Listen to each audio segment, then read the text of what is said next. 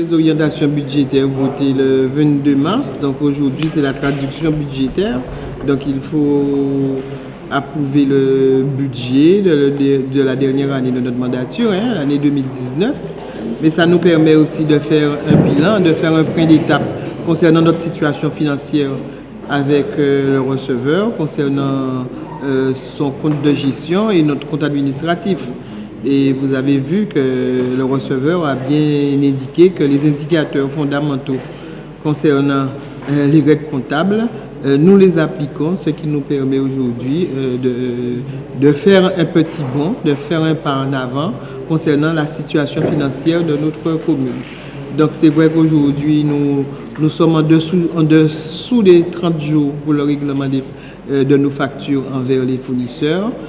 Nous avons un excédent, nous avons de la trésorerie, nous gagnons en autofinancement, ce qui nous permet aujourd'hui de rembourser la dette parce qu'elle est toujours là.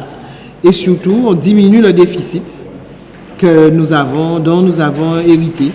Donc aujourd'hui, malgré nous avons un environnement pas favorable du tout, avec des emprunts, et je répète bien, des emprunts pas contractés par l'équipe nouvelle, bien par mon prédécesseur. En 2006, le premier emprunt, en 2010, le deuxième emprunt. Eh bien, aujourd'hui, il faut payer cette dette. Donc le travail colossal qui est entamé par l'équipe municipale et les services financiers, ça commence à porter ses fruits. Et d'ailleurs, nous pouvons investir. Et si l'on regarde les budgets précédents, eh bien, notre budget il est vraiment en progression avec des investissements, pas de lourds investissements, des investissements nécessaires parce qu'aujourd'hui, il nous faut préparer l'avenir. Il faut régler la dette, mais il faut aussi prévoir le développement de la commune. Et je dis bien développement durable, puisque nous avons des projets qui nous permettent d'aller sur la réfection de notre voirie communale. Et notre voirie communale, quand on parle de réfection, il y a la chaussée, il y a des accotements, la mise en sécurité, mais il y a aussi toute la signalétique, l'adressage et la dénomination des rues. Donc, quand nous réfléchissons sur un projet, nous réfléchissons de manière globale. Ensuite, nous avons la modernisation de l'éclairage public. C'est une vraie nécessité aujourd'hui puisque notre réseau est obsolète. Et puis, nous avons tous les bâtiments communaux qu'il faut mettre aux normes. Donc, l'accessibilité. Donc, on va commencer d'abord par notre mairie et d'autres bâtiments suivants tels que la crèche, le centre de vacances.